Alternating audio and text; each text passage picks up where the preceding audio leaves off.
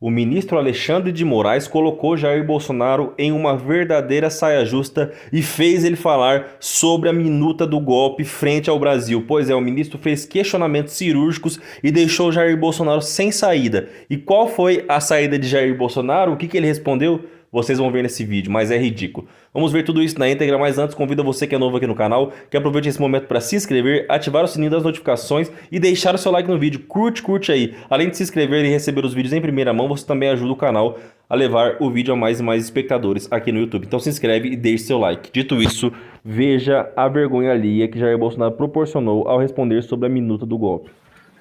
Na verdade, as reuniões antecedentes e depois a reunião do dia 7 de dezembro.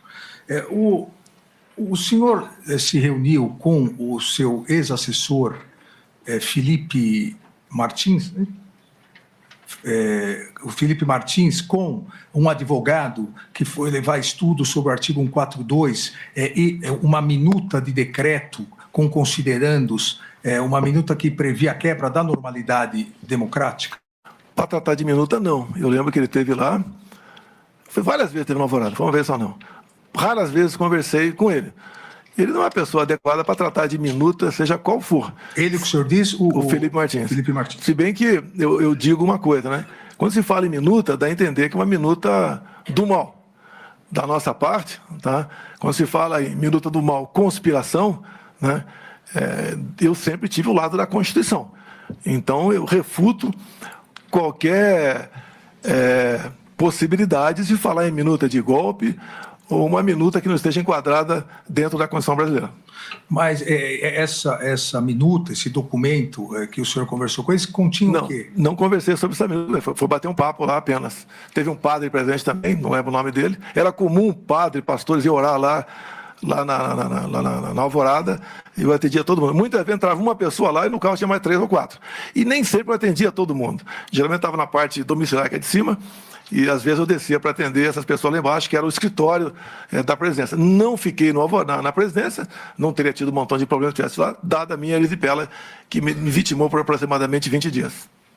No dia 7/12, o senhor se recorda da reunião com o ministro, então ministro da Defesa e os comandantes militares? Eu não posso garantir que tal dia foi tratado tal assunto. 7 de dezembro, você está 7 de dezembro. Eu não posso dizer que estou tratando desse ou daquele assunto. Essas reuniões que ocorreram, tá, foram, em grande parte, em função da decisão do TSE.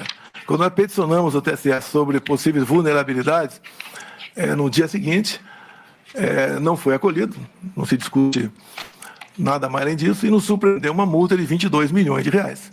Essa multa nos abalou e, no nosso entendimento, se a gente viesse a recorrer, né, da multa ou da petição, a multa poderia ser agravada e outras coisas mais poderiam acontecer. Então, nós decidimos, não, pelo TSE, encerrar daí qualquer discussão sobre o resultado das eleições. Coisa que, no passado, sempre foi feito com muita constância, né, por parte de outros partidos. Conosco, nós nos vimos tolhidos ali de questionar. Poderia, se não tivesse sido a multa, a gente podia entrar mais 2, 3 petições e está encerrado o processo, não tinha mais que discutir mais nada.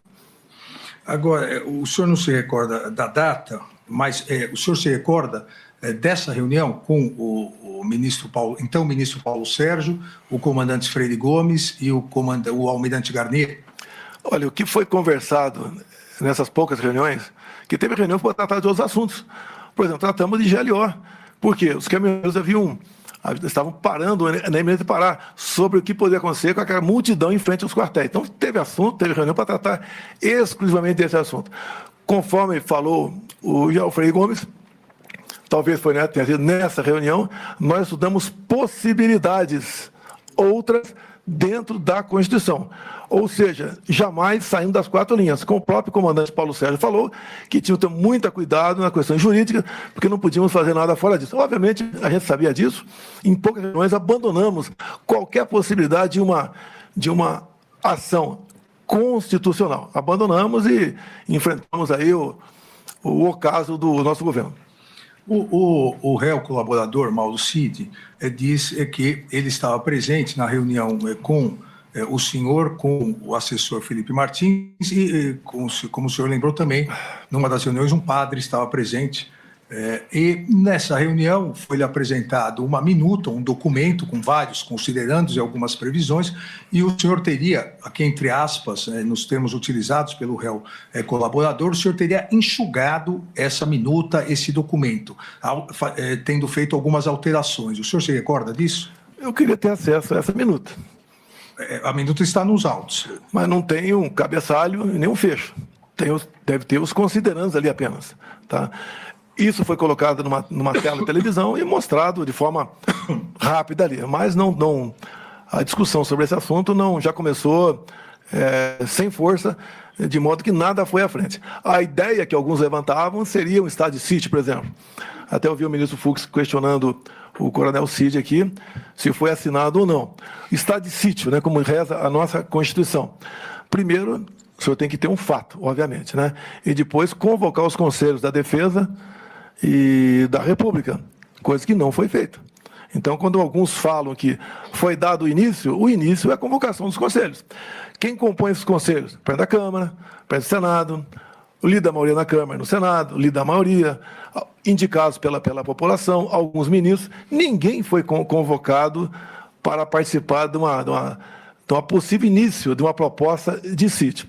E vamos supor que tivesse sido convocado. O presidente encaminharia uma mensagem para o Congresso pedindo autorização para assinar um decreto. Então não existe a possibilidade que era o presidente assinar o decreto, porque tal comandante de força não queria, outro queria. Não existiu isso aí.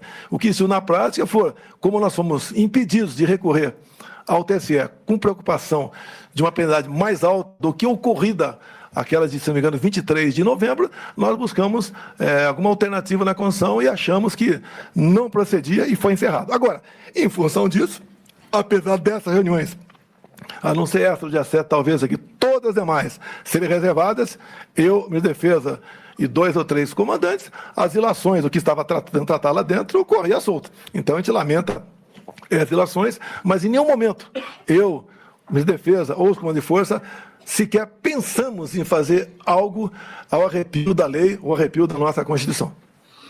Mas eu entendi a sua resposta, mas eu gostaria de saber, até porque no dia 26 de março, agora, desse ano, em 2025, após o recebimento da denúncia do Núcleo 1, inclusive contra o senhor deu uma entrevista coletiva, e na entrevista coletiva o senhor disse que teve acesso a essa minuta, a esse documento, que leu essa minuta, esse documento. Então, eu gostaria, se for possível, desse esclarecimento.